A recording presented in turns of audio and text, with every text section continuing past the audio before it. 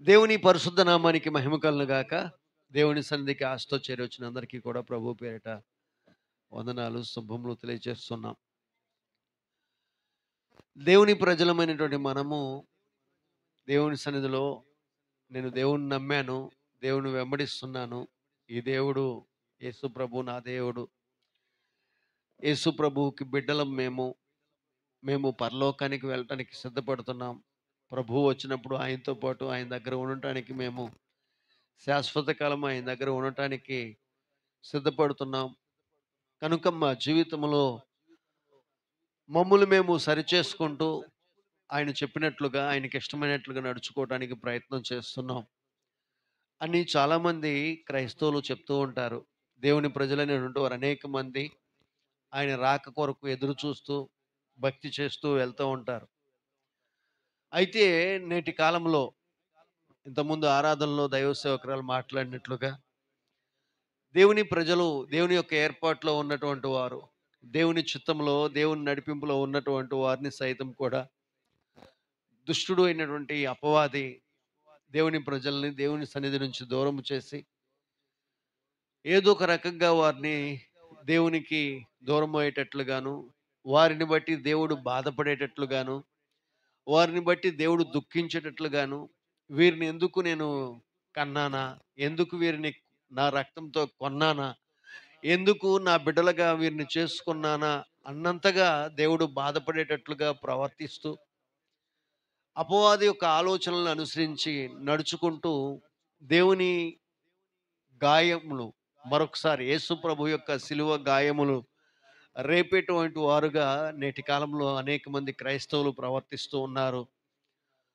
ఆ ప్రవర్తనలో భాగముగా కొన్ని విషయాలని మనం గత వారం మాట్లాడుతూ వచ్చాం. అందులో జూదం ఆడటం పాపమా? జూదమే కానివ్వండి, చిత్తులాటే కానివ్వండి, కోడి పందాలే కానివ్వండి, క్యాసినో కానివ్వండి, పబ్బులు కానివ్వండి, లాటరీలు కానివ్వండి, బెట్టింగులు కానివ్వండి, ఇంకా రమ్మీ కానివ్వండి, ఇవన్నీ కూడా జోదముకి పర్యాయ పదాలు. ఇవన్నీ సరదా కోసం మేము ఆడుకునేవండి. పెద్దగా వీటి గురించి పెద్ద సమస్య ఏమి లేదు. వీటిని మా చేతిలోనే ఉంచుకుంటాము. మా గుప్పెట్లోనే ఉన్నాయి. మాకు కావాలన్నప్పుడు మేము ఆడుకుంటాం. వద్దనుకున్నప్పుడు మేము మానేస్తాం. మాకు పర్వాలేదండి అని చెప్పుకుంటూ ఈ వ్యసనపు విధానంలోనికి వెళ్ళేటువంటి క్రైస్తవులు అనేక మంది ఉన్నారు. అయితే ప్రారంభములో మనకి ఇష్టమైనప్పుడు ప్రారంభించి, కష్టమైనప్పుడు మానివేసేటువంటి అలవాటు ఉన్నప్పటికీ కాలగమనంలో అది చెప్పినట్లుగా మనం నడుచుకునేటువంటి దుస్థితిలోకి వెళ్ళిపోతాం. అందుకు బెస్ట్ ఎగ్జాంపుల్ త్రాగుడు వ్యసనము గురించి మనము చెప్పుకోవచ్చు గదా! త్రాగటానికి అలవాటు పడినటువంటి ఒక వ్యక్తి ప్రారంభంలో నేను నాకిష్టమైతే తాగుతాను, కష్టమైతే నేను మానేస్తాను, వద్దనుకుంటే మానేయగలను, కావాలనుకుంటే త్రాగగలను అనుకుంటూ ఆ త్రాగుడుని ప్రారంభించి కాలగమనంలో ఇక తాగకపోతే ఉండలేను, తాగకపోతే నేను చచ్చిపోతాను, తాగకపోతే నా నరాలు లాగేస్తున్నాయి, నాకేదో అయిపోతుంది, పిచ్చి పట్టేస్తుంది, ముందు నాకు ఆ లోపల అది పడాల్సిందే అనేటువంటి పద్ధతిలోనికి వచ్చేసి అది త్రాగటం కొరకు ఇంట్లో ఉన్నటువంటి వాళ్ళని యాతన పెట్టేటువంటి విధానం మనకి ఎరిగినటువంటి సంగతులే కదా! అటువలనే ఈ మిగిలినటువంటి ఈ ఆటలు కూడా అట్లాంటివే అని చెప్పొచ్చు. సహజంగా ఈ ఆటలు ఎందుకు ఆడతారు అంటే ప్రారంభంలో సరదా కోసం ఆడినా, కాలగమనంలో అసలు వాటి మీద ఆసక్తి కలగటానికి ప్రధానమైన కారణం ఏదైనా ఉందంటే డబ్బు సంపాదన. ఒక వ్యక్తికి దేవుని మీద ఆశ కన్నా డబ్బు మీద ఆశ ఎక్కువ ఎప్పుడైతే కలుగుతుందో ఆటోమేటిక్‌గా ఆ వ్యక్తి ఆయా రకాల వ్యసనాలకి బానిసైపోతాడు అని చెప్పొచ్చు. డబ్బు అనేది ప్రధానమైనటువంటి మూల కారణంగా మారుతా ఉంది. నిజమే కదండీ! మరి బ్రతకటం కొరకు, కుటుంబాన్ని పోషించడం కొరకు, ఉన్నటువంటి అవసరతలు తీర్చుకోవడం కొరకు, పిల్లల చదువు కొరకు, ఆరోగ్య, అనారోగ్య సంబంధమైనటి వైద్య విధానము కొరకు ఉన్నటువంటి ఈ కుటుంబంలో ఉన్నటువంటి అవసరతలు తీర్చడం కొరకు ఇవన్నీ ఒక్క చేతి మీద లాక్కురావటం అంటే కష్టమండి. అందుకనే ఈజీగా మనీ సంపాదించుకునేటువంటి మార్గాలను వెతుక్కుంటున్నామండి. ఇందులో ఈజీగా మనీ వస్తదని జెప్పేసి అనుకుంటూ, ఆ వ్యసనకరమైనటువంటి జీవితంలోకి వెళ్ళిపోయేటువంటి వాళ్ళు సమాజంలో చాలామందున్నారు. ఈజీగా డబ్బు వస్తే రావచ్చేమో కానీ, డబ్బుతో పాటుగా పాపం కూడా వస్తది. డబ్బుతో పాటుగా శాపం కూడా వస్తది. డబ్బుతో పాటుగా కూడా అనుభవించవలసి రావటానికి అవకాశం ఉంటది. ఎందుకు అంటే, పిల్లల చదువుల కోసం దాచుకున్న డబ్బులు, కుటుంబంలో ఉన్నటువంటి ఎవరో అనారోగ్యం కోసం అప్పు తీసుకొచ్చి పెట్టినటువంటి ఆ డబ్బులు, లేక ఇంకా ఏదో అవసరత పిల్లల పెళ్ళిళ్ళ కోసమో తీసుకొచ్చిన డబ్బులను సైతం కూడా వాటిని కూడా తీసుకుని వెళ్ళిపోయి ఆహ్, ఈ ఆటల్లో, ఈ వ్యసనాల్లో ఖర్చు పెట్టేటువంటి వాళ్ళు సమాజంలో చాలామంది ఉన్నారు కదా! చివరికి లోకంలో ఉన్నటువంటి వాళ్ళు ఎలాంటి జీవితం జీవిస్తున్నారంటే మనం ప్రత్యేకించి ఈ రోజున వాటి గురించి మాట్లాడుకోవాల్సిన అవసరం లేదు కానీ, దేవుని ప్రజలైనటువంటి వారు సైతం కూడా ఈ వ్యసనాలకి బానిసలైపోతున్నారు. అయితే ఇవన్నీ మనం కలిగి ఉండటము అనేది దైవ చిత్తమా? దేవుడు అంగీకరించేటువంటి విషయమా అది? దేవుడు మెచ్చుకునేటువంటి విషయమా? కాదా? అనేది మనం చూసినట్లయితే ఇది ఏమాత్రం గూడా దేవుడు సహించేది కాదు. దేవుడికి అంగీకరించేది కాదు. దేవుడు మెచ్చుకునేది కాదు అనేటువంటి సంగతిని కూడా మనం చెప్పుకుంటూ వచ్చాం. సహజంగా డబ్బులు సంపాదించాలి అనేటువంటి ఆశ మనిషిని ప్రేరేపించడం చేత, డబ్బు పట్ల ప్రేమ అధికం కావటం చేత ఆ వ్యక్తి ఈ విషయాల్లోనికి బానిసగా మారిపోతున్నాడనే సంగతిని మనం చూస్తూ వచ్చాం. ఒక సాధారణమైనటువంటి జోదం అనేటువంటి ఈ పదం మనిషి యొక్క మనసుని, హృదయాన్ని, అది దేవునికి చెందినది కదా! మన హృదయాలు దేవునికి చెందినవి. మన మనసులు దేవునికి చెందినవి. దేవునిని పూర్తిగా మన హృదయంలో నింపుకొని దైవచిత్తంగా జీవించవలసినటువంటి వారిని సైతము కూడా ఈ మనసుల్ని, హృదయాలని జోదము అనేటువంటి ఆట ఆక్రమించి, వారు ఇక ఎప్పటికి కూడా సంతృప్తి చెందనటువంటి విధానములోనికి, ఆ మార్గంలోనికి నడిపించి, ఆ మనిషిని అలా ఆ మార్గంలో క్రింది స్థాయి వరకు తీసుకొని వెళ్ళేదే ఈ ఈ జోదము గాని, ఈ రకరకాల వ్యసన సంబంధమైన జీవితాలు కానీ, ఇటువంటి స్థితిగతులన్నిటిని కూడా పాపము అని ప్రస్తావించడానికి అవకాశం ఉంది. దేవునికి చెందవలసిన హృదయము, దేవునికి చెందవలసిన జీవితాన్ని దేవునికి కాకుండా, దేవునికి ఇవ్వకుండా ఆయా కారణముల చేత, ఆయా స్థితిగతులకి మనము ఆ హృదయాన్ని, మనసుని కేటాయించి, పదే పదే మన మనసులో ఆ ఆలోచన నింపుకొని, మనము మందిరంలోకొచ్చినప్పటికి కూడా ఆ ఆలోచన అంతా కూడా దాని మీదే ఉంచుకుంటూ ఉంటే, దేవుని మాటని మనసులోకి చేర్చకుండా, ఆ ఆట మీద మనసు పెట్టేసుకొని, ఇప్పుడేమవుతుందో, నేనక్కడ పందెం కాసొచ్చాను, ఎట్లా ఉందో, ఎవరు గెలుస్తున్నారో, ఏమవుతుందో అని కొంతమందయితే ఆహ్, వెనక బెంచీల్లో కూర్చొని ఫోన్ పెట్టుకొని మరీ చూసుకుంటూ, ఫోన్‌లో ఇయర్ ఫోన్స్ పెట్టుకొని, ఆ గేమ్స్ గురించినటువంటి కామెంటరీస్ వింటూ, అక్కడ కూడా బెట్టింగ్స్ వ్యవహారాన్ని నిర్వహించేటువంటి వాళ్ళు సమాజంలో లేకపోలేదు. క్రైస్తవ లోకంలో లేకపోలేదు. దేవుని మందిరంలోకొచ్చి సైతం కూడా దేవుని మందిరములో వాళ్ళ కార్యక్రమాలు నిర్వహించేటువంటి వాళ్ళు లేకపోలేదు. అయితే మన మందిరంలో ప్రభు కృపను బట్టి అట్లాంటి వాళ్ళు లేనందుకు దేవునికి స్తోత్రం కలుగును గాక. హల్లెలూయా! అయితేనేమి అటువంటి వారు లేకపోవచ్చేమో కానీ, నేను అనుకుంటున్నా అడపాదడపా ఎవరైనా ఫోన్‌లు తీసుకొని వాట్సాప్‌లు, ఫేస్‌బుక్‌లు చాటింగ్‌లు చేసుకుంటారేమో అని. ఉన్నారా ఎవరన్నా? ఉన్నా గాని ఒప్పుకుంటారా? ధైర్యంగా మేము చేస్తున్నాం అని చెప్పేవాళ్ళు ఉన్నారా? మందిరంలో కూర్చొని దేవుని మందిరంలో దేవుని ప్రజలమైన మనము మన ఫోన్‌ని సైలెంట్‌లో పెట్టి దాన్ని ప్రక్కన పెట్టగలిగితే మన హృదయం వైలెంట్ కాకుండా ఉంటది. ఆమేన్. హల్లెలూయా! మన హృదయం దేవునితో అనుసంధానము చేయబడాలండి. మన హృదయము దేవునితో అనుసంధానము చేయబడాలి. చాలామంది మందిరంలోకొచ్చేటప్పుడు గూడా గుట్కాలు వేసుకొని వస్తారు. మందిరంలోకి వచ్చేటప్పుడు కూడా కైనీలు వేసుకుని వస్తారు. దేవుని మందిరం పరిశుద్ధ స్థలం అండి. రాత్రి మనం ఏ మందిరములోనూ ఇక ఎక్కడ కూడా ఇవ్వబడినటువంటి పేరు ఒక దేవుని మందిరానికి మాత్రం ఇవ్వబడింది. అది పరిశుద్ధ స్థలముగా. ఆమేన్. పరిశుద్ధ స్థలముగా పిలువబడుతున్నటువంటి పేరు ఒక చర్చికి మాత్రమే పిలువబడుతుంది తప్పించి మరి ఇంకా ఏ దైవారాధన కేంద్రానికి కూడా ఈ పేరు రాదు, పెట్టబడదు కూడా. ఆ స్థలాలన్నీ కూడా పరిశుద్ధమైన స్థలాలని చెప్పడానికి అవకాశము లేదు.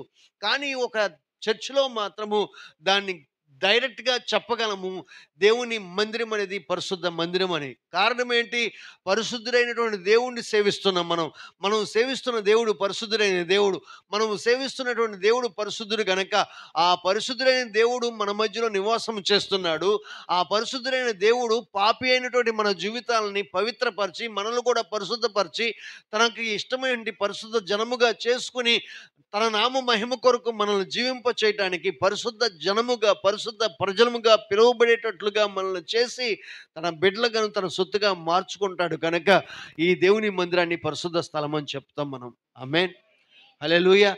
అటువంటి పరిశుద్ధ స్థలంలోకి వచ్చే సమయంలో కూడా చాలామంది బయట చక్కగా అప్పటి వరకు ఇంటి దగ్గర నుంచి బాగానే వస్తారు. బయటకు వచ్చిన తర్వాత మందిరంలోకి వచ్చేటప్పుడు గబగబ గబగబా నలిపేసి నోట్లో పెట్టుకొని వస్తారు ఇక్కడ పెట్టుకొని. నేను అంటాను, అట్లాంటి వాళ్ళు ఎవరైనా అలా పదే పదే చేసుకుంటూ అట్లా వస్తే తప్పనిసరిగా దేవుని మందిరాన్ని వారు పాడు చేస్తున్నారు.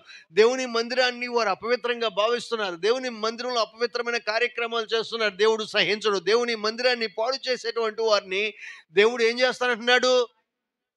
దేవుని మందిరాన్ని పాడు చేసేటువంటి వారిని నేను పాడు చేస్తానంటున్నాడు. దేవుని మందిరాన్ని తప్పుగా భావిస్తూ, దేవుని మందిరాన్ని అశ్రద్ధగా చూస్తూ, దేవుని మందిరాన్ని పట్ల అలక్ష్యంగా ప్రవర్తిస్తున్నటువంటి వారిని దేవుడు సహించడు. వారి జీవితాలు పాడైపోతాయి. పాడైపోతాయి. జీవితాలు పాడైపోవటం మాత్రమే కాదు, శరీరం కూడా పాడైపోతుంది. ఎవరు కుదర్చనటువంటి భయంకరమైన రోగాలకి నిండిపోతారు వాళ్ళు. కనుక ఎటువంటి పరిస్థితుల్లో మరి అయితే మేము మందిరానికి రాకూడదా అండి? మా జీవితాలు మార్చుకున్న తర్వాత, మా బ్రతుకులు మార్చుకున్న తర్వాత మందిరానికి వస్తామండి. అప్పుడు దాకా మందిరంలోకి రాలేమని చెప్పేసి కొంతమంది అంటారు తెలివిగా. ఏమండి గమనించండి, దేవుని మందిరంలోకి రావాల్సింది ఎవరు రావాలి? ఎటువంటి వారు రావాలి? హాస్పిటల్‌కి ఎవరు వెళ్ళాలి? ఆరోగ్యంగా ఉన్నటువంటి వ్యక్తి హాస్పిటల్‌కి వెళ్ళాలా? రోగంతో ఉన్నటువంటి వ్యక్తి హాస్పిటల్‌కి వెళ్ళాలా? రోగంతో ఉన్నటువంటి వ్యక్తి హాస్పిటల్‌కి వెళ్ళి డాక్టర్ గారు నాకు పలానా రోగం అండి ట్రీట్మెంట్ చేయండి అంటే డాక్టర్ గారు ట్రీట్మెంట్ ఇస్తారు. అలా కాకుండా మంచి ఆరోగ్యం కలిగినటువంటి వ్యక్తి హాస్పిటల్‌కి వెళ్ళి డాక్టర్ గారు నేను ఆరోగ్యంగా ఉన్నాను. నాకు ట్రీట్మెంట్ ఇవ్వండి అంటే ఆరోగ్యంగా ఉంటే నీకేం ట్రీట్మెంట్ ఇవ్వనయ్యా వెళ్ళు అంటాడు. ఆరోగ్యంగా ఉన్నటువంటి వాళ్ళకి డాక్టర్ అవసరం లేదు కదా! రోగంతో ఉన్నటువంటి వాడికే డాక్టర్ కావాలి. ఆ రోగం నుంచి బయటపడటానికి హాస్పిటల్‌కి వెళ్ళాలి. రోగంతో ఉన్నటువంటి వ్యక్తి హాస్పిటల్‌కి వెళ్తే రోగం నుంచి విడుదల పొందుకొని వాడు క్షేమంగా ఇంటికి తిరిగి వస్తాడు. అట్లాగే పాపముతోనూ, శాపముతోనూ, బంధకాలతో ఉన్నటువంటి వ్యక్తి దేవుని మందిరంలోనికి వస్తే ఆ బంధకముల నుంచి విడుదల పొందుకున్నటువంటి వాడై సంతోష సమాధానములతో క్షేమంగా ఇంటికి చేరుకుంటాడు. హల్లెలూయా. హల్లెలూయా. నా జీవితం మారిన తర్వాత మందిరానికి వస్తానండి, నా పరిస్థితులు మార్చుకున్న తర్వాత, నా హృదయం మారిన తర్వాత మందిరానికి వస్తానంటే వాడు ఎప్పుడు మారడు. వాడు మారడు, రాడు మందిరానికి. ఇంకో మాట చెప్పాలంటే తెలివిగా వాడు చెప్పేటువంటి సూత్రం ఏంటంటే, నా జీవితం ఇట్లాగే ఉంటుంది, నాకు ఇట్లా ఉండటం ఇష్టం, అందుకే నేను మారిన తర్వాత వస్తానంటే మా ఆవిడ నమ్మేస్తుంది, త్వరగా మానేస్తాడులే, రేపు వస్తాడులే, వచ్చే వారం వస్తాడులే, వచ్చే వారం నిజం అసలు నీ మీద ఒట్టేసి చెప్తున్నా, వచ్చే వారం వస్తాగా నేను మానేస్తా, ఈ వారం రోజులు నేను అసలు ఏం చేయను, నేను మానేస్తానని చెప్పి వచ్చే వారం పొద్దున్నే వేసేస్తాడు అవసరం అయితే. శనివారం రాత్రి కూడా వేయడు. ఈ ఆవిడ అనుకుంటుంది, అబ్బా మా ఆయన నా మాటకి ఎంత విలువ ఇచ్చాడు, నేనంటే ఎంత ప్రేమ, శనివారం రాత్రి కూడా నన్ను నాతోనే ఉన్నాడు ఇక్కడ, అసలు ముందు దగ్గరికి వెళ్ళలేదు. పాపం శనివారం రాత్రి పడుకుంటుంది, తెల్లారుతూ ఉంటుంది, అప్పటి వరకు పడుకుని మధ్య మధ్యలో లేస్తా చూసుకుంటూ ఉంటుంది ఎక్కడైనా ముందుకు వెళ్తున్నాడని. లేదు, అక్కడే ఉన్నాడు, ఇక హ్యాపీగా మా ఆయన నాతో ఉన్నాడు అని చక్కగా గుర్రు పెట్టి నిద్రపోతుంది. ఈవిడ నిద్రపోవటం చూసి మన చక్కగా లేసి వెళ్ళేసుకుని వచ్చేస్తాడు. ఏమండి లేవండి చర్చికి వెళ్దామంటే లేదు రాదు, ఏం మాట్లాడుతున్నాడు వాడికి అర్థం కాదు. ఏంటండి మీరు తాగారా? తాగటం ఏంటి? నీ మొహం నేను ఎప్పుడు తాగాను? నేను తాగలేదు అని మాట్లాడుతుంటే గుప్పుడు స్మెల్ వస్తుంటది. అదేంటండి మీరు తాగనన్నారు కదా! ఈరోజు చర్చికి వెళ్దామన్నారు కదా! వెళ్దాం అనుకున్నాను, మానేద్దాం అనుకున్నాను కానీ నా వల్ల కాలేదు. వచ్చే వారం వస్తాను. ఇది వాడు చేసేటువంటి డ్రామాలు. వాడు మారడు, మందిరానికి రాడు. ఒక వ్యక్తి మారాలి, ఒక వ్యక్తి జీవితం బాగుపడాలంటే ఆ వ్యక్తిని తప్పనిసరిగా పరిశుద్ధుడైన దేవుడు నివాసం చేస్తున్న మందిరంలోకి అడుగుపెట్టి, మందిరంలో దేవుడు ఇస్తున్నటువంటి మాటను స్వీకరించి, ఆ మాటను చేర్చుకుని ఆ మాట ప్రకారం జీవించడానికి తన జీవితాన్ని సమర్పించుకున్నటువంటి రోజు ఆ వ్యక్తి మార్పు చెందుతాడు. ఆమేన్. హల్లెలూయా. ఒక వ్యక్తి మారాలంటే రోగంతో ఉన్నటువంటి వ్యక్తి హాస్పిటల్కి తీసుకువెళ్ళినట్లుగా చావు బ్రతుకుల మధ్యలో చివరికి కొన ప్రాణంతో తీసుకువెళ్ళినప్పటికీ కొంతమంది ప్రాణంతో మరలా తిరిగి క్షేమంగా ఇంటికి తిరిగి వచ్చినట్లుగా దేవుని మందిరంలోనికి చావు బ్రతుకుల మధ్యలో పాపపు శాప బంధకాలలో పట్టబడినటువంటి వ్యక్తి దేవుని మందిరంలోకి తీసుకొచ్చి దేవుని మాటలు వింటూ ఉంటే ఇవి ఈ రోజు కాకపోతే రేపు కాకపోతే ఏదో ఒక రోజున తప్పనిసరిగా ఆ వ్యక్తి హృదయంలో కార్యం జరిగిస్తాడు. 38 సంవత్సరముల నుంచి కోనేటి దగ్గర పడి ఉన్నటువంటి వ్యక్తిని చూసినటువంటి దేవుడు 18 సంవత్సరముల నుంచి నడుము వంగిపోయిన స్థితిలో ఉన్నటువంటి ఆ స్త్రీని చూసినటువంటి దేవుడు ఈ రోజు నా బాధతోనూ భయంకరమైన శాప బంధకాలతో ఉన్నటువంటి మన కుటుంబ సభ్యులను దేవుడు చూడడా, వారికి విడుదల కూడా. నువ్వు చేసేటువంటి ప్రార్థన దేవుడు వినడా, నీ ప్రార్థనకి సమాధానం ఇవ్వడా, తప్పనిసరిగా ఇస్తాడు. ఆమేన్. హల్లెలూయా. తప్పనిసరిగా సమాధానం ఇస్తాడు. కనుక ఇప్పటికి కూడా ప్రపంచంలో క్రైస్తవ్యం నిలబడి ఉంది. ఇప్పటికి కూడా ప్రపంచవ్యాప్తంగా క్రీస్తు ప్రభువుని సేవించగలుగుతున్న ప్రజలు. ఎందుకంటే ఈ దేవుడు ప్రార్థన చేసేటువంటి వారి ప్రార్థనలు ఆలకించేటువంటి దేవుడు. ఆమేన్. మీ బిడ్డలు, మీ భర్తలు, మీ భార్యలు, మీకు కలిగిన కుటుంబ సభ్యులు, తల్లిదండ్రులు ఎవరైనా కావచ్చు, ఆయా వ్యసన భరితమైన జీవితాల్లో బందీలైపోయి వారు మార్పు చెందకుండా మీ మనసులను బాధ పెడుతూ దేవుణ్ణి బాధ పెడుతున్నారని కృంగిపోయి కుమిలిపోయి బాధ పెట్టుకుని మీరు అనారోగ్య పాలైపోవడానికి వీలు లేదు. దేవుడు ఆ బంధకాల నుంచి విడుదల కలిగించి ఏదో ఒక రోజున మీ జీవితాలను సంతోష శిరులతో నింపడానికి సరిపడే దేవుడు. మీ ప్రార్థనలు దేవుడు ఆలకిస్తాడు తప్పనిసరిగా. అయితే ప్రార్థించండి. ఏదో ఒక రీతిగా మందిరానికి వారిని తీసుకురావడానికి ప్రయత్నం చేయండి. వారు మందిరానికి రావాలి. మందిరానికి వచ్చిన వెంటనే మారుతారా? నేను రాసి ఇవ్వలేను. అది నా పని కాదు. నా పని ఏంటంటే దేవుని మాట తీసుకుని చెప్పడం వరకే. నా పని ఏంటంటే డాక్టర్గా మెడిసిన్ తీసుకుని రాసి ఇవ్వటం వరకే. ఆ మెడిసిన్ తెచ్చుకుని ఉపయోగించుకోవాల్సిన బాధ్యత ఆ పేషెంట్ తాలూకా మనుషులది. పేషెంట్ తాలూకు ఉన్నటువంటి అటెండర్స్ది. అక్కడ ఎవరైతే ఉంటారో వాళ్ళు ఆ మెడిసిన్ తెచ్చుకుని తీసుకొచ్చి ఆ పేషెంట్కి ఉపయోగించాలి. అలాగే ఆ చెప్పబడుతున్నటువంటి వాక్యాలని చేర్చుకోవాలి. ఎవరు చేర్చుకోవాలి? ఆ బాధలో, ఆ పరిస్థితుల్లో, బంధకాల్లో ఉన్నటువంటి వాడు చేర్చుకోవాలి. వాడు చేర్చుకునే పరిస్థితుల్లో లేడు. అయితే ఆ పేషెంట్ తాలూకు అటెండర్స్ ఉంటారు చూసారా, ఆ బాధ్యతను వాళ్ళ మీద వేసుకుని వాళ్ళే మెడికల్ షాప్కి వెళ్తారు, వాళ్ళే హోటల్కి వెళ్తారు, వాళ్ళే పేషెంట్కి తీసుకొచ్చి అన్నీ ఇస్తారు. మెడిసిన్ ఇస్తారు, కావాల్సిన ఫుడ్ ఇస్తారు, పాలు ఇస్తారు, అవసరమైతే వాడికి ఇంకా ఏదన్నా కావాలంటే తీసుకొచ్చి వాడికి అన్నీ అందిస్తారు. ఆ బాధ్యతని వాళ్ళ తాలూకా ఉన్నటువంటి అటెండర్స్ తీసుకున్నట్లుగా ఎవరైతే ఆ బంధకాల్లో ఉన్నారో ఆ బంధకాల్లో ఉన్నటువంటి కుటుంబ సభ్యులు ఆ బాధ్యత తీసుకుని దేవుని సందులో వారి కోసం నిరంతరము ప్రాధేయపడి కన్నీరు కార్చి ప్రభు దగ్గర విజ్ఞాపన చేస్తే ఆ పేషెంట్ ఆ యొక్క హాస్పిటల్లో ఉంచి డాక్టర్ ట్రీట్మెంట్ కోసం ప్రయత్నం చేస్తే కొన్ని సందర్భాల్లో కొంతమంది డాక్టర్లు ఆ వ్యక్తిని బ్రతికించలేకపోవచ్చేమో, కానీ ఇదిగో ఇక్కడ ఉన్నటువంటి ఈ డాక్టర్ ఉన్నాడు చూసారా, ఈ డాక్టర్ చేయలేనటువంటి కార్యము లేదు, ఈ డాక్టర్ స్వస్థత పరచలేనటువంటి కార్యము లేదు, ఈ డాక్టర్ మార్పు కలిగించినటువంటి జీవితం లేనే లేదు. హల్లెలూయా. ఈ దేవుడు మార్పు చెందించడానికి నా వల్ల కాదని చెప్పేటువంటి వాడు కాదు. ఎటువంటి భయంకరమైన పరిస్థితుల్లో ఒక వ్యక్తి ఉన్నప్పటికీ ఆ వ్యక్తి కోసం కన్నీటితో ప్రార్థన, విజ్ఞాపనలు, యాచనలు చేస్తూ ఉంటే ఏదో ఒక రోజు ఆ ప్రార్థన సంతోష గానంతో నింపబడేదిగా మార్చబడుతుంది. హల్లెలూయా. నీ కన్నీటిని చూసి దాటిపోయేవా దేవుడు కాదు నా దేవుడు. నీ బాధను చూసి సంతోషపడే దేవుడు కాదు నా దేవుడు. నువ్వు బాధపడుతుంటే నీతో పాటు బాధపడేవాడు. నువ్వు దుఃఖిస్తుంటే, నువ్వు ఏడుస్తుంటే నీతో పాటు ఆయన కూడా కూర్చొని కన్నీరు కార్చేవాడు. నీ పక్షముగా తన కార్యము జరిగించి ఏదో ఒక విధంగా నా బిడ్డ సంతోషంగా ఉండాలని కోరుకునేటువంటి వాడు ఈ దేవుడు. హల్లెలూయా, హల్లెలూయా, హల్లెలూయా. మీ బిడ్డల బంధకాల్లో ఉంటే మీరు దుఃఖించడం మంచిదే, కానీ దుఃఖించవద్దు. వాళ్ళని బట్టి దుఃఖపడద్దు. మీకున్నటువంటి కన్నీరు, మీకున్న బాధ, మీ వేదనంతా ప్రభు దగ్గరకు వచ్చి కార్చండి. ప్రభువు దగ్గర కన్నీరు కార్చండి. ప్రభు సన్నిధిలో కన్నీరు కార్చండి. విడిగా చాలామంది చేసేటువంటి పెద్ద తప్పు ఏంటంటే ఇంటి దగ్గర కూర్చొని ఏడుస్తూ ఉంటారు. నెత్తి నోరు బాదుకున్న కర్మ ఇంతే అని మాట వెళ్తే ఇంటి దగ్గర వాళ్ళ దగ్గర, అమ్మల దగ్గర, అయ్యల దగ్గర, అక్కల దగ్గర కన్నీరు కరుస్తూ ఉంటారు. అక్కడే ఊరికమ్మా ఓసారి ఎవరు వస్తారు ఇటారా త్వరగా ఏడుతున్నట్టు నటించు. నాకు అదొకటి రాదంటావా? నేను ఏడిపించడం తప్పించి ఏడటం నాకు రాదు. నేను ఏడిపించడం తప్పించి ఏడటం నాకు రాదు అని చెప్పేటువంటి టాలెంట్ కలిగినటువంటి వాడు ఈడ. కనీసం అని ఏడుస్తూ ఉంటే ఏడవద్దని కన్నీరు తుడుస్తారు అమ్మలక్కలు.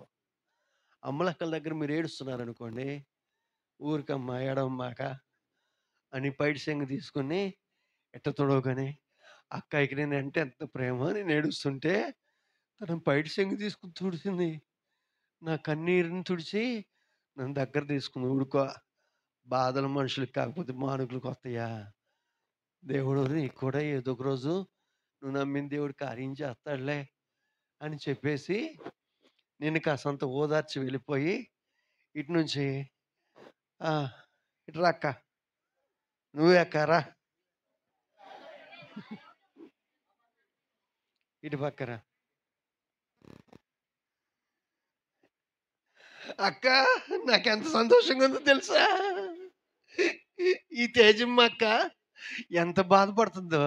నా కడుపు చల్లగా ఉంది, నా గుండెలు చల్లగా ఉన్నాయి. ఏమైంది? ఏమవటం ఏంటిది పలానా అంట. అసలు ఏడుతుంటే నా హృదయం ఎంత గంతులేస్తూ వచ్చిందో తెలుసా? అట్లా కావాలి. నన్ను లేకపోతే ఆ రోజు నన్ను ఇబ్బంది పెట్టింది. నేను ఏడుస్తుంటే ఆ రోజు నవ్వింది. ఇప్పుడు తను ఏడుస్తుంటే నాకు భలే సంతోషంగా ఉంది. కానీ ఆ రోజున అట్లా ఏడుస్తుంటే నేను ఊరికి వెళ్ళి పైడి చెంగు తుడిసరికి ఎంత కౌగులించుకుని బావులు బందో అని అట్లా పైడి సెంగ తీసుకుని తుడిసేసరికి ఇక్కడ ఉన్నవన్నీ కూడా, ఈ లోపల దాగినవన్నీ కూడా అవన్నీ బల కక్కేస్తుంది. నా దగ్గర కక్కేస్తే ఇవన్నీ తీసుకొచ్చి ఇక్కడ ఈ అక్కకి చెప్తా. ఈ అక్క ఏమన్నా మామూలు అక్క? ఇక్కడ తీసుకుని ఆ అక్కకి టీవీ 9 కన్నా స్పీడ్గా పరిగెత్తుతుంది ఈ అక్క. నేను ఎవరికి చెప్పలేదు కనుకుంటారా ఈ అక్క? నువ్వెవరికి చెప్పలా, మరి ఎట్లా వెళ్ళింది? టీవీ నైన్ కన్నా స్పీడు, అన్ని నెట్వర్క్ల కన్నా స్పీడ్ అయిన నెట్వర్క్ ఇది. ఈ నెట్వర్క్ మౌనంగా ఉన్నట్లు ఉంటుంది కానీ మంచి స్పీడ్గా పరిగెత్తుతుంది. మీ కన్నీరు, మీ దుఃఖం, మీ బాధ, మీ ఏడ్పు ప్రజల దగ్గర కాదు, దేవుని దగ్గరకు వచ్చి ఏడవండి. దేవుని మందిరంలో ఏడవండి. దేవుని మందిరంలో ఏడవటానికి టైం కుదుర్చుకోండి. అవసరమైతే ఏడవటానికి టైం పెట్టుకోండి. ఒకరోజు ఏర్పాటు చేసుకోండి, ఉపవాసం ఉండండి, వచ్చేయండి దేవుని మందిరంలోకి వచ్చేయండి. దేవుని మందిరంలో కూర్చొని బాధంతా దేవుడి దగ్గర చెప్పుకోండి. మందిరంలో దేవుడు నివాసం చేస్తున్నాడు. దేవుని కనుదృష్టి మందిరం మీద ఉంది. దేవుడు సంచారము మందిరము చుట్టూ జరిగిస్తున్నాడు. మందిరంలో దేవుడు సంచారం జరిగిస్తున్నాడు. నీ బాధ దేవుడి దగ్గర చెప్పుకుంటూ దేవుడి దగ్గర పడి పొర్లి దండాలు పెడుతూ దొర్లుతూ ఏడువు. నువ్వు దొర్లుతూ పొర్లు దండాలు పెడుతూ దేవుని దగ్గర ఏడువు. నీ బాధంతా చెప్పుకో దేవుడికి. ఈ దేవుడు ఇంకో చోటకి వెళ్ళి నిన్ను అవమానంగా మాట్లాడేవాడు కాదు, హేళన చేసేవాడు కాదు, నిందించేవాడుగా, నీ గురించి చెడ్డ మాటలు బయట చెప్పేటువంటి వాడు కాదు. నమ్మండి, నా అనుకున్నటువంటి వాడు నీ మాటలు ఎటువంటి పరిస్థితుల్లో బయటికి తీసుకువెళ్ళడానికి నమ్మబలిగినటువంటి వాళ్ళు సైతం చాలా మంది నమ్మక ద్రోహులుగా పనిచేస్తున్నారు ఈరోజు సమాజంలో. చాలామంది నమ్మక ద్రోహులుగా, వీరు చాలా నమ్మదగినటువంటి వారు, ఇంకెవరు ఉండరు అనుకున్నటువంటి వాళ్ళు సైతం కూడా ఏదొక సందర్భంలో, ఏదొక సమయంలో మనము చెప్పినటువంటి మాటలను తిరగరాసి, తిరగమార్చి ఉన్నదానికి ఇంక 10 మాటలు కలిపి వాటిని వక్రీకరించి చెప్పేటువంటి వారుగా మారిపోతున్నారు సమాజంలో. కానీ మీ బాధ, మీ గోడు, మీ సమస్య అంతా కూడా దేవుడి దగ్గర చెప్పుకోండి. ఆయన వక్రీకరించడు. ఆయన ఉన్నదాన్ని చెడుగా చాటింపడు. ఆయన నీ బాధనంతటిని చూచి, నీ కన్నీరు చూసి, అతను చేసిన ప్రార్థన నా చెవులకు దగ్గరకు వచ్చింది, నా చెవుల్లోకి వచ్చింది, అతను కాచిన కన్నీరు నేను చూచాను, నిశ్చయముగా అతన్ని స్వస్థపరుస్తానని చెప్పు. హిజ్కియా దగ్గరికి వెళ్ళి, నువ్వు నా దాసుడు చేసిన ప్రార్థన ఆలకించానని చెప్పు అని తన దాసుని పంపించి చేసిన ప్రార్థనకి సమాధానం ఇచ్చిన దేవుడు. ఆమేన్. హల్లెలూయా, హల్లెలూయా. ఈ పగటి కాలం మందు ఏ బంధకాల్లో నీ కుటుంబం ఉన్నప్పటికీ ఆ బంధకాల నుంచి విడుదల కలిగించి పరిపూర్ణమైనటువంటి సంతోష సమాధానములతో నింపగలిగినటువంటి దేవుడు నా దేవుడు. ఆమేన్. హల్లెలూయా, హల్లెలూయా. నాకు అర్థమవుతుంది, నేను చెప్పవలసినటువంటి సందేశాన్ని చెప్పవలసిన విధంగా కాక మరొక కోణంలో దేవుడు తీసుకువెళ్ళాడంటే తప్పనిసరిగా దేవుడు ఎవరితోనో మాట్లాడుతున్నాడు కనుక మాట్లాడుతున్నటువంటి ఆ మాటను చేర్చుకోండి. దేవా, నాతో మాట్లాడినందుకు నీకు కృతజ్ఞతలయ్యా. నా పరిస్థితిని నీకు చెప్పుకుంటున్నానయ్యా. నా స్థితిగతుల్లో నాకు విడుదల కలగదిక నా బ్రతుకు ఇంతేనని చెప్పేసి అనుకుంటున్నానని చెప్పేసి అన్నడు చెప్పొద్దు. నీ బ్రతుకు ఇంతేనని, నీ గురించినటువంటి శాపాన్ని నీ ఎత్తి మీద నువ్వు చేయి పెట్టుకుని అన్నడు పలకొద్దు. దేవుడు నీ నోటికి అభిషేకం ఇచ్చాడు. దేవుడు నీ నోటికి అధికారం ఇచ్చాడు. ఇచ్చినటువంటి అభిషేకాన్ని, అధికారాన్ని నీ నెత్తి మీద పెట్టి నా బ్రతికింతే, నా కర్మింతే నువ్వు పదే పదే ఈ మాట చెప్పడం ద్వారా ఆ మాట నీ జీవితంలో స్థిరపడుతుంది. నువ్వు చెప్పవలసిన మాట ఏంటంటే, ఏదొక రోజు నా జీవితంలో దేవుడు అద్భుతం చేస్తాడు. ఈరోజు కొట్టబడుతున్న నేను, ఈరోజు హింసించబడుతున్న నేను, ఈరోజు బాధపడుతున్న నేను, ఈరోజు దుఃఖాన్ని అనుభవిస్తున్న నేను, నా జీవితంలో నేను నెమ్మదిని, సమాధానాన్ని, సంతోషాన్ని, విడుదలని, క్షేమాన్ని నేను చూస్తాను. నా జీవితంలో దేవుడు అద్భుతము జరిగిస్తాడు. నేను అద్భుతమును చూస్తానని ఇదిగో మీ చెయ్యిని ఇదే నెత్తి మీద పెట్టి మీరు పదే పదే పలకవలసిన మాట, నా జీవితంలో దేవుడు అద్భుతము చేస్తాడు. నేను విడుదల పొందుకుంటాను. నేను క్షేమాన్ని చూస్తాను. నేను నమ్మిన దేవుడు నమ్మదగిన దేవుడు. నా దేవుడు నన్ను విడిచిపెట్టేవాడు కాదు. నా పక్షముగా తన కార్యము జరిగించేది ఆ దేవుడు నాకు తోడుగా ఉన్నాడు. పదే పదే ఈ నెత్తి మీద శాపవచనాలు పలకొద్దు. పదే పదే ఆశీర్వచనాలు పలకండి. మీరు పలుకుతున్నటువంటి ఆశీర్వాదపు మాట చచ్చినటువంటి చెట్టును సైతం కూడా బ్రతికిస్తుంది. ఇక చెట్టు బ్రతకదు, అయిపోయింది అనుకుంటాం. కానీ అదేంటో నువ్వు పోస్తున్నటువంటి నీళ్ళని చూసారా? ఆ నీళ్ళు ఆశీర్వాదపు నీళ్ళు అలా పోసుకుంటూ పోసుకుంటూ పోసుకుంటూ వెళ్తే ఎక్కడో కొంచెం జీవం ఉంటుంది. ఆ జీవాన్ని మరలా తిరిగి పురుకులు పిండిగా మారుతుంది. నువ్వు పోస్తున్నటువంటి ఆశీర్వాద నీళ్ళు. నేను ఎత్తి మీద చేపెట్టి శాపాన్ని పలకొద్దు. దేవుడు నీకు అధికారం ఇచ్చాడు, అభిషేకం ఇచ్చాడు. ఇచ్చినటువంటి అధికారాన్ని, అభిషేకాన్ని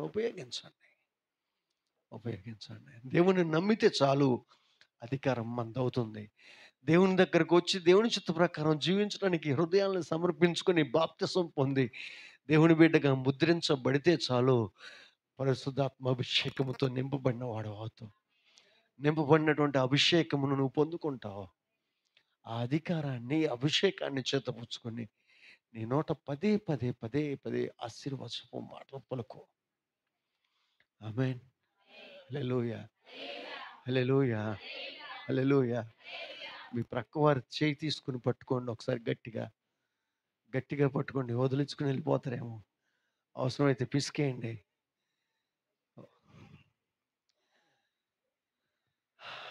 నొప్పి పుట్టేదాకా పిసికి, ప్రసాద్ గారు జాగ్రత్త పట్టుకోండి. నువ్వు శాపగ్రస్తురాలు కాదు. నువ్వు శాపగ్రస్తుడు కాదు. నువ్వు యేసు చేత విమోచించబడిన వాడవు.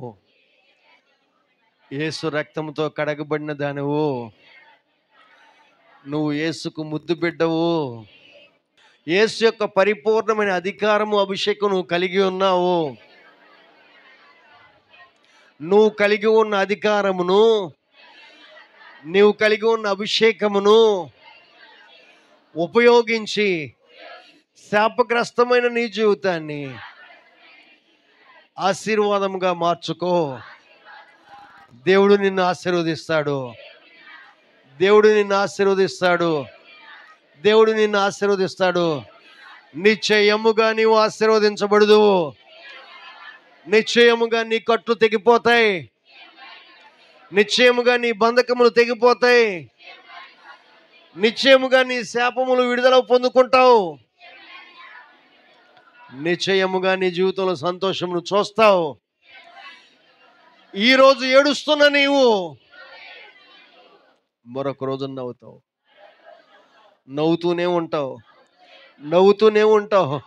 నవ్వుతూనే ఉంటావు. అలా నవ్వుతూ ఉండటము సాతాను చూసి వాడు ఏడుస్తాడు. వాడు ఏడుస్తాడు. వాడు ఏడుస్తూనే ఉంటాడు. నువ్వు నవ్వుతూనే ఉంటావు. వాడు ఏడుస్తూనే ఉంటాడు. నువ్వు నవ్వుతూనే ఉంటావు. నీ నోటి నిండా నవ్వు నింపేటువంటి దేవుని కృప నీకు తోడై ఉండును గాక. ఆమేన్. ఆమేన్. ఆమేన్. దేవుడి మాటలు మన వెనుకల్లో దీవించును గాక.